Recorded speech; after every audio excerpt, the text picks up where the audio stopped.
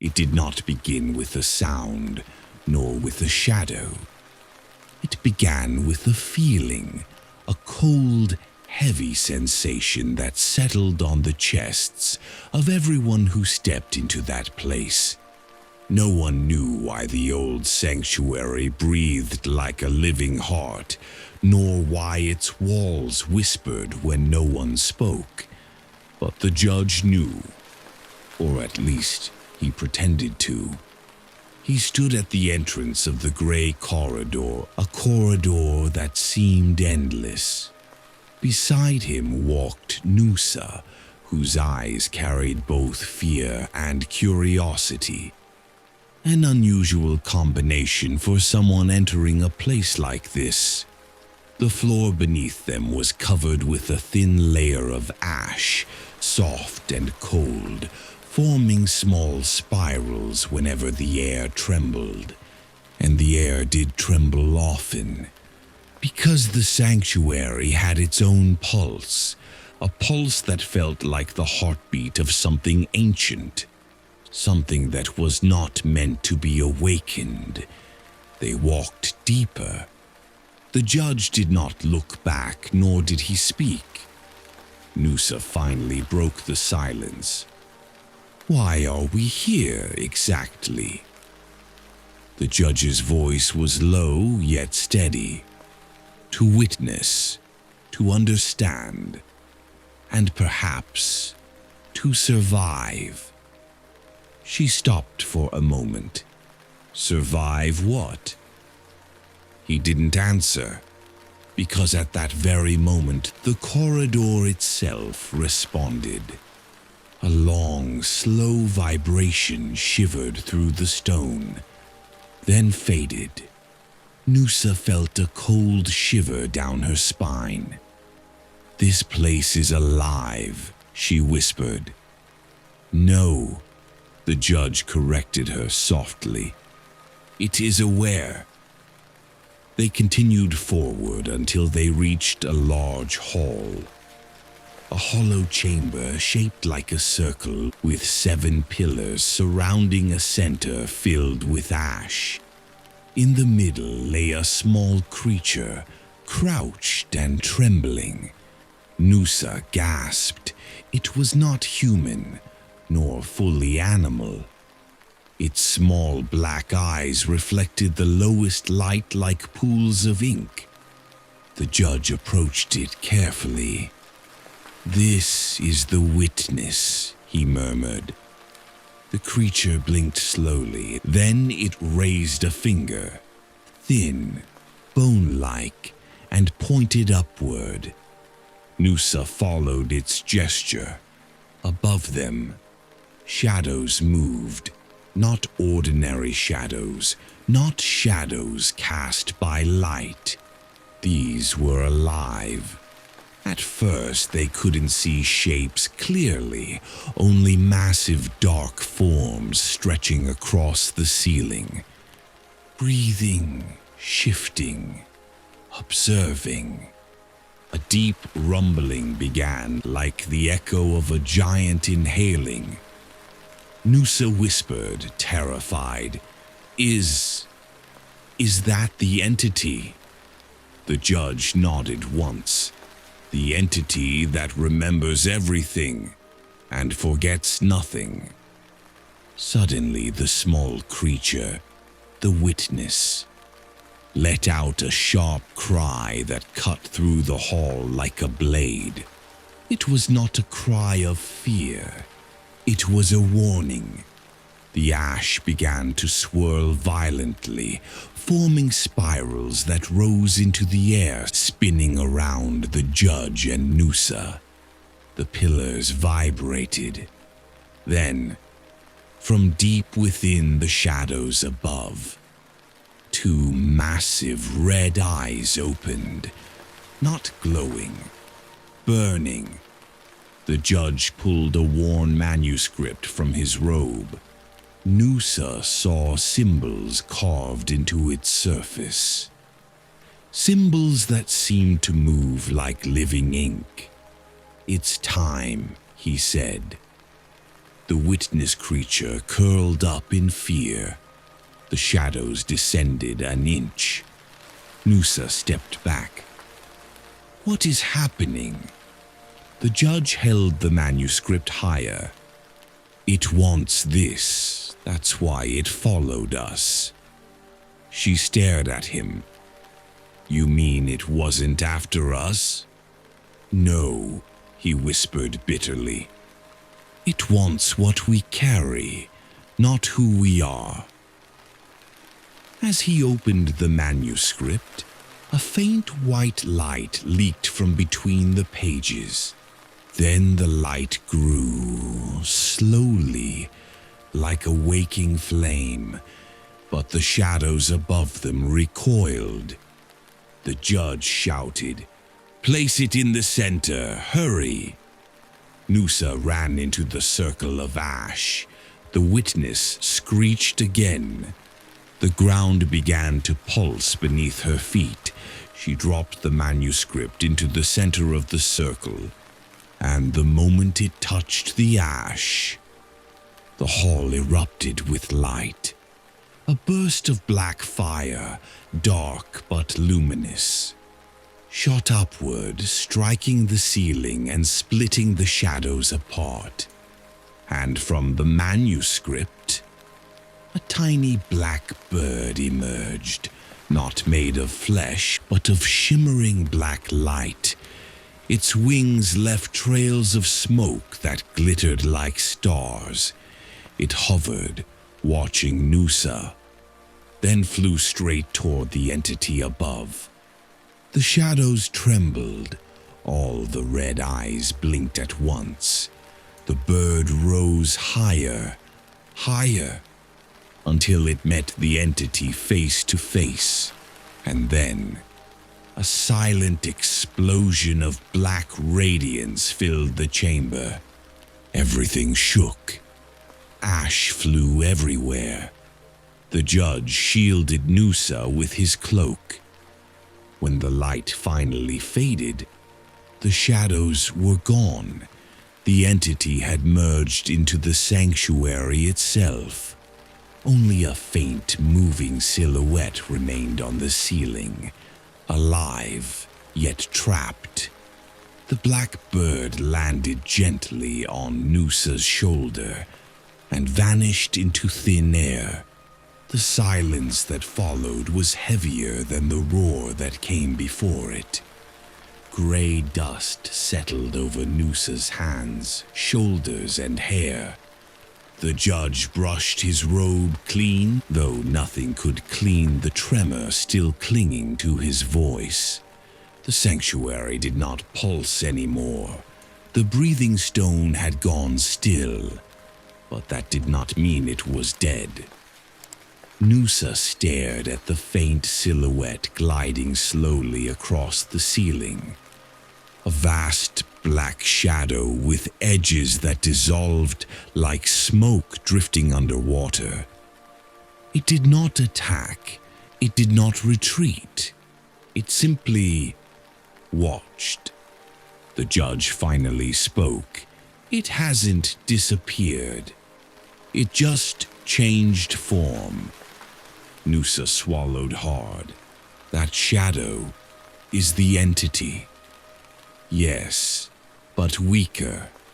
Bound to the sanctuary, she stepped closer to the center where only a faint imprint of the manuscript remained. An imprint like burned-in light. What happened to the manuscript? It returned to its place, the judge murmured. Or perhaps it became part of the sanctuary. That book was never truly ours. Noosa looked around. Everything felt strangely cleaner, yet older at the same time, like dust after a storm. The small creature, the witness, stood again, trembling. But this time its eyes were white instead of black, empty, as though something had left it. The judge knelt beside it. "It's done," he whispered gently. "You're free." The witness tilted its head, confused, then touched the ground with its long fingers. It traced shapes in the ash, circles, lines, spirals, then stopped suddenly. A soft hum vibrated through the room. Noosa backed away. "What now?" The judge stood slowly. "Now, we leave." The corridor behind them had changed. What once felt suffocating now lay still, quiet, almost inviting. Even the ash seemed to settle neatly on the floor, no longer forming restless spirals. As they walked, Noosa asked, "Why did the bird appear? What was it?" "A memory," he answered. "A fragment of the entity's own history. Something it lost long ago." She frowned. "So the bird was part of the entity?" "In a way," he said. "The entity once had form, purpose, clarity, but centuries in the darkness eroded it. It forgot what it was and became only hunger and shadow." Noosa shivered. "And the manuscript?" "It held the last pure memory of the entity, the part of it that was still light." They reached the end of the corridor. A faint slit of daylight leaked through a cracked archway ahead. The judge paused. "There is something you must understand," he said, voice low. "Knowledge is not meant to be owned. It is meant to be carried, passed, and treated with respect. The entity was not evil. It was imprisoned by its own forgotten truths." Noosa clenched her fists. "But we saved it, didn't we?" The judge did not answer immediately. He ran his fingers along the cracked wall, feeling the cold stone. "No one truly saves or destroys such things. We only shift their shape." They stepped out into the open air. A pale sun was rising behind the barren hills, the sky gray as smoke. Welcomed them silently, as though acknowledging the weight they carried inside. The judge inhaled deeply, savoring the fresh air. "Do you feel it?" he asked. Noosa nodded. The silence, "It's different." "Yes," he said. "The sanctuary's heartbeat has stopped, but ours continues." Noosa turned back toward the entrance. The shadow on the ceiling was gone from sight, but she still felt its presence, like a distant echo stored in her bones. "Will it return?" she asked. "Everything returns," the judge replied, "but in forms we do not always recognize." They walked further from the sanctuary, leaving behind the ancient stones and shifting shadows. For the first time, Noosa felt the world around her, as if seeing it anew. The wind brushing against her face, the loose gravel under her boots, the trembling light of dawn. "Tell me honestly," she said, "did the entity judge us?" The judge chuckled softly. "No. We judged ourselves in its presence. A flock of ordinary birds passed overhead. Nothing like the black bird of light, but real, tangible, alive." Noosa watched them disappear into the distance. "Do you think the bird will return too?" The judge smiled, sadly, knowingly. It never left. It's inside you now. She held her breath. What do you mean? The light you saw, he said. The courage you found. The understanding you gained. These things don't vanish. They shape you. He looked toward the sanctuary one last time. The bird was never just a creature. It was the moment of clarity we all wait for. They continued walking until the sanctuary became a small silhouette in the distance. But its shadow, its lessons, its heartbeat, all remained inside. They walked in silence for a long time. The path descending from the sanctuary wound between broken stones and thorny shrubs. Every few steps, Noosa glanced behind her as though expecting the black bird's wings to unfurl again from the darkness. But the sanctuary remained still. The judge finally broke the silence. You're thinking about it, aren't you? Noosa nodded. How can I not? That presence, it felt larger than life, larger than thought itself. That is what ancient knowledge does, he replied. It expands you. Whether you want it to or not. They reached a bend in the narrow path. Below them lay a stretch of ruined ground where old structures once stood. Foundations of forgotten civilizations, swallowed by dust and time. Noosa stared down at the ruins. All this. Do you think it was connected to the sanctuary? Everything was connected once, the judge said.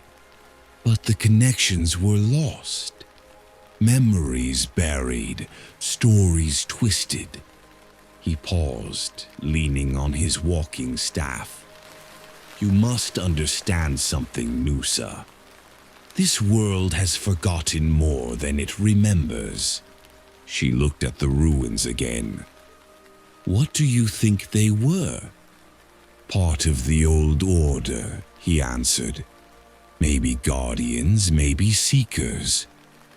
Maybe victims of the very knowledge they protected. Wind brushed against their clothes. Noosa wrapped her arms around herself. Do you think the entity destroyed them? It's possible, the judge said, but not in the way you imagine. Entities like that don't destroy cities with claws or fire. He tapped his temple. They destroy them with ideas. She frowned. Ideas? Yes, he said. An idea too powerful, a truth too sharp, a memory too heavy. He stepped forward, motioning for her to follow. When people are given something beyond their understanding, they break. They continued their descent. Soon they reached the edge of the ruins. Ancient stones lay scattered like bones, half buried in the earth. Faded carvings peeked through the dust, symbols spiraling inward like tunnels. Noosa knelt beside one of the stones. These markings, they look like the ones the witness drew. The judge nodded. Exactly. Which means the witness wasn't the first to communicate with the entity. Noosa touched the stone lightly. What happened to them? The old ones? They learned what was not meant for them, he said quietly. And knowledge without wisdom is a curse. A cold chill slipped down her spine. Is that what almost happened to us? The judge smiled faintly. Almost. But we stepped back before falling too deep. They moved among the collapsed structures, the judge scanning the ground with practiced eyes. Look here, Noosa approached. Half hidden beneath a slab of stone was a circular depression carved perfectly into the earth. A symbol almost identical to the one inside the sanctuary. The same sigil, she whispered. Yes, he said. This place was not separate from the sanctuary. It was part of a greater system, a network built to contain, channel, and possibly communicate with the entity. Noosa looked around at the destruction. It didn't work. Nothing lasts forever, he replied softly. Not even prisons made of knowledge. They stood in silence, the weight of the ancient world pressing down upon them. Then Noosa said quietly, "The bird. When it appeared, I felt something, like it saw me, not with eyes, but with memory." The judge nodded. That's how such entities perceive. They don't see shapes. They see truth, intent, desire. She hesitated. What did it see in me? He looked at her carefully. Enough light to mirror its own. That is why it did not harm you. She looked down at her hands. And in you? He chuckled softly. In me it saw time. Old time. Time that has walked too close to forbidden knowledge. They stood again at the threshold of what once was a city. The judge continued walking. Come, there is more you must understand. They left the ruins behind, following a narrow trail leading downhill. The air grew warmer, the sky brighter. The world felt alive again after the suffocating tension of the sanctuary. After some time, Noosa broke the silence. Why did the witness lose its black eyes? The entity receded, the judge said, and with it, the connection that tethered the witness to its memory. So, the witness is free? As free as anyone who has touched the unknown, he replied. It will carry traces. But it is no longer bound. Noosa sighed with relief. That creature, it didn't deserve what happened to it. No one does, he said, but sometimes guardians are shaped by sacrifice. She slowed her pace, considering his words. What will happen to the sanctuary now?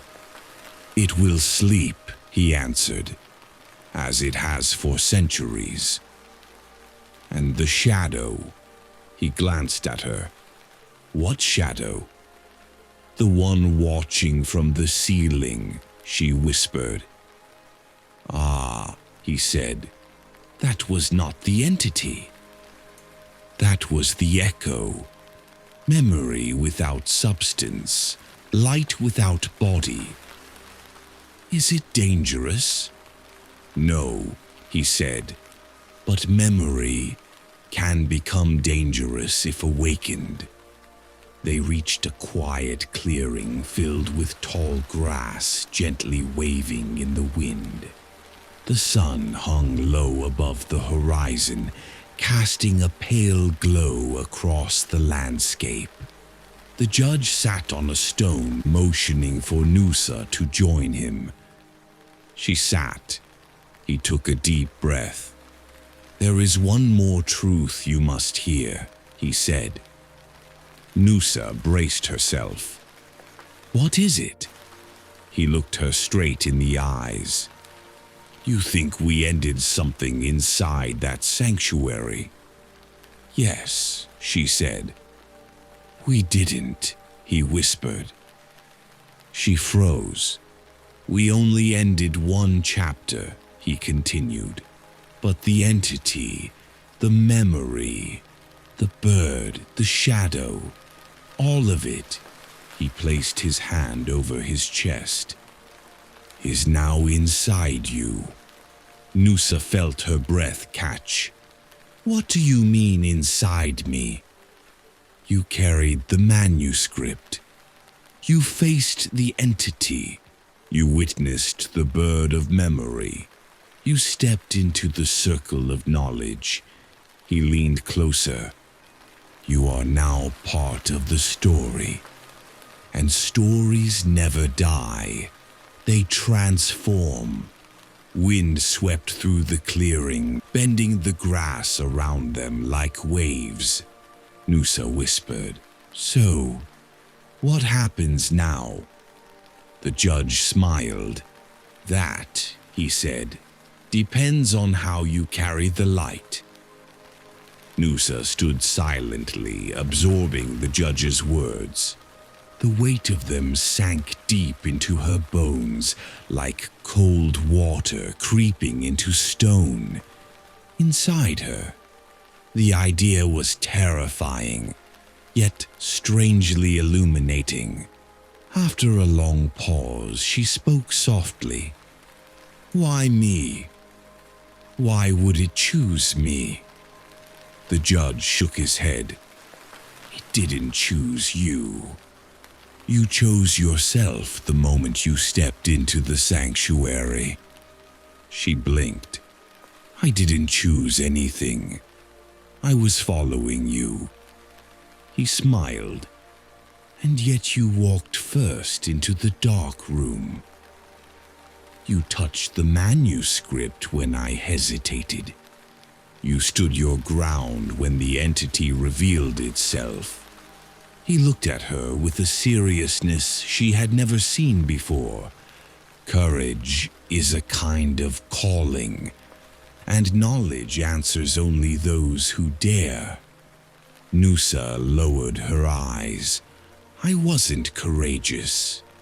I was terrified. Bravery isn't the absence of fear," he said. "It's walking toward the truth, even while trembling." Wind brushed against her face, warm and gentle now. The darkness of the sanctuary felt far away, yet its echo pulsed faintly in her chest, as though something inside her had awakened and was quietly breathing. "What will happen to me now?" she asked. "That depends," he said. "Will you continue seeking? Or will you run from what you learned?" She looked out over the hills, the sanctuary a faint silhouette behind them. "I don't want to run." "Then you won't," he replied. They rose from the clearing and resumed walking. The path widened, leading toward a stretch of grasslands that shimmered beneath the rising sun. Noosa looked at the horizon. "Do you think others have gone through this, anyone before me?" "Many," he said, "but not all endured it." "What happened to those who didn't?" "Some lost themselves in the echoes. Some became obsessed with the bird, chasing visions until their minds fractured. And some became shadows of themselves." Noosa shuddered. "And those who survived, they became bridges between two worlds," he said, "between what humanity knows and what it fears to know." The path divided into two winding trails. Noosa paused, unsure which direction to take. The judge pointed toward the left. That way leads to the outer villages. It is safer, calmer. And the right? She asked. His eyes darkened. The right leads toward the forgotten valleys. Places where the boundaries grow thin, where knowledge flows freely, but at a price. Nusa took a breath. What would you choose? I've walked both paths, he said. Neither is easy. The left preserves your peace. The right sharpens your purpose. She studied the two trails. I'm not ready for the right path, she admitted. Then take the left, he said gently. There is no shame in choosing healing before seeking further truth. They began walking toward the left trail, but after a few steps, Nusa suddenly stopped. The judge turned. What is it? She touched her chest, right above her heartbeat. I felt something. A flutter. Describe it. Like wings. The judge exhaled slowly. That is the memory settling, he said. The bird's light adjusting to its new vessel. She closed her eyes. I can almost see it, hovering. He nodded. It will appear in dreams, visions, reflections. But do not fear it. It is guidance, not danger. Nusa opened her eyes again. I thought the entity was dangerous. The entity is dangerous, the judge said. But the bird is different. It is what the entity once was. Before fear, before hunger, before forgetting itself. She frowned. Wait, you said the bird was its memory. Yes. So now its memory is inside me. Yes. Then what remains of the entity? He glanced back toward the sanctuary. Enough to drift. Enough to watch. Enough to search for what it lost. Nusa felt a chill. You mean it will search for me? Not necessarily for you, but for its memory. Light always seeks what was taken from it. Her heart pounded. And what happens if it finds me? That, the judge said softly, depends on which part of you it finds. They continued walking. The wind shifted, bringing with it the scent of grass and distant water. It felt grounding, pulling Nusa back from spiraling thoughts. After a long stretch of silence, she asked, You said the old city fell because they learned something they weren't ready for. What exactly did they learn? The judge hesitated. Truths about creation, he said finally, and destruction. Truths about perception, how the mind shapes reality. Truths about existence beyond material form.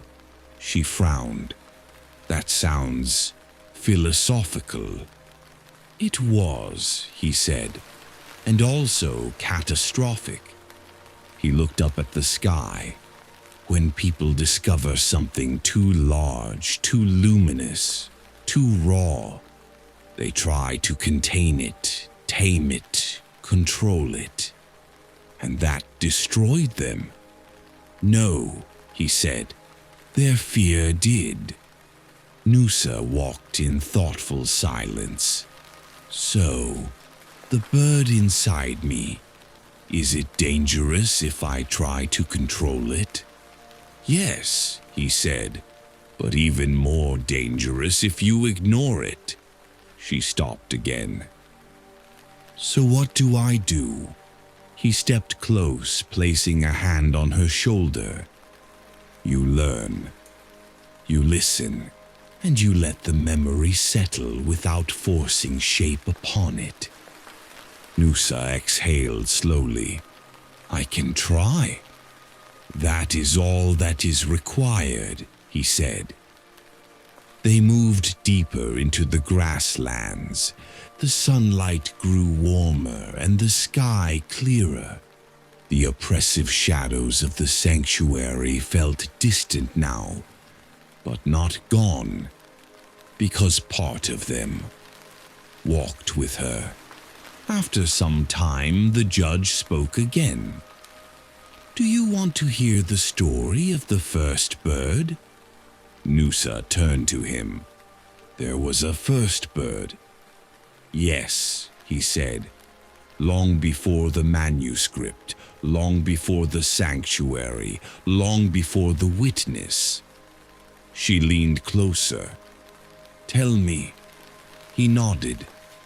I will. But understand, this is knowledge carried orally for centuries, a story passed from seeker to seeker, guardian to guardian. She sat on a flat stone by the path, waiting. The judge began. Ages ago, before cities, before scripts, before memory itself, there was a creature of light. It was not a bird then. It was simply a shape dash, a radiant consciousness drifting across the early world. She listened, entranced. This being, he continued, was the world's first curious observer. It witnessed creation unfold, and it remembered. It carried memory before memory existed. What happened to it? She whispered. It grew, he said. It learned. It gathered so much truth that its form became unstable, so it reshaped itself into something smaller, something graceful, something that could fly through layers of reality. A bird, she said softly. Yes, the first bird of memory, the ancestor of the entity you faced. Nusa's eyes widened. So the entity was once a being of pure light. He nodded. But light can fracture. Memory can erode. Knowledge can decay. She swallowed hard. And the manuscript? The last intact fragment of what it once knew. Nusa looked down at her hands. And now that fragment is inside me. Yes, the judge said, and what you do with it will determine the next chapter. Not just for you, but perhaps for the entity itself. She stared into the horizon. I'm not ready for such responsibility. No one ever is, he replied. Responsibility comes before readiness. Growth comes after. Nusa stood slowly. I want to learn. He smiled. Then your path begins now. The judge rose and dusted off his robe. We should keep moving. The villages aren't far, but night falls quickly in these regions. Nusa nodded, though her gaze lingered on the distant horizon. The weight inside her, that soft flutter of wings, that pulse of foreign memory, seemed to thrum stronger with every step. She walked beside him. After some time, she asked, You said others before me carried echoes of the bird. What happened to them? The judge kept his eyes on the path. Some became healers, some became chroniclers, some became wanderers carrying wisdom to places that needed it. And the rest? He hesitated. The rest were consumed. Cold wind brushed her skin. Consumed how? By what they tried to understand, he answered quietly. Knowledge can be nourishment, but in excess, it becomes fire. Nusa fell silent, absorbing that. They moved past a cluster of dry bushes. Birds, ordinary ones, darted from branch to branch. Their chirping contrasted sharply with the silence of the black bird she had witnessed inside the sanctuary. She murmured, "Those birds, do they sense anything?" The judge looked at them. Animals sense imbalance. They may not understand it, but they feel it. Do you think they sense me? Perhaps, he said, but they will not fear you. The light within you is not malicious. She exhaled, relieved. So the entity, is it malicious? The judge shook his head. No. Malice requires intention. The entity acts through hunger, not spite. Through instinct, not decision. Nusa's brow furrowed. Like an animal? No, like a broken story. They walked further until the landscape began to shift. The ground sloped downward. Tall grass thinned. A narrow stream emerged, cutting softly through the earth. Nusa knelt by the water and dipped her hands into it. The chill sent a shock up her arms. The judge sat on a stone nearby. "You seem troubled," he said. She looked at her reflection in the flowing surface. For a moment, just a flicker dash. She thought she saw a shadow of wings behind her silhouette. She blinked. It vanished. "I keep thinking about the entity," she whispered. "About how it watched me. About how it felt. Familiar. That is memory echoing through you," he said. "You touched its essence. It touched yours." She trembled slightly. "Does that mean I'm changing?" "Yes," he said simply, slowly, carefully. "But change is inevitable." "What kind of change?" "One that depends on your choices." She looked at him with unease. "Are you saying I could become like the entity?" He shook his head. "No. But you may become a person who sees more than others, who feels more deeply, who hears the whispers of forgotten things." She swallowed. "That sounds burdened," he finished. She nodded. "All gifts carry burden, especially the unseen ones." He stood and extended his hand to her.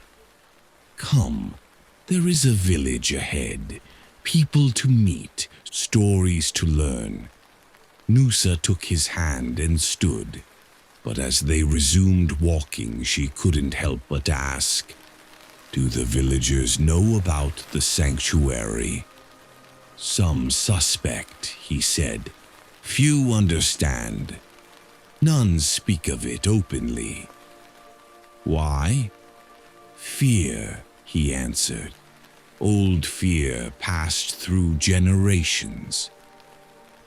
They walked in silence for several minutes. Then Nusa said, If they knew what was inside, the bird, the entity, the witness, wouldn't they want to learn more?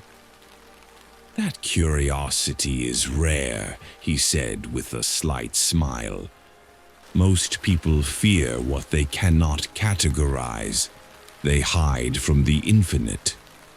She glanced at him. And you? Do you fear the infinite? He chuckled faintly. Only a fool does not fear it. I fear it, and I respect it. That is the balance. Noosa kicked a small stone along the path. I don't know if I respect it. I still don't understand it. You understand enough, he said. You understand that knowledge is alive, that memory has form, that what was once light can fracture, that what was once whole can be lost.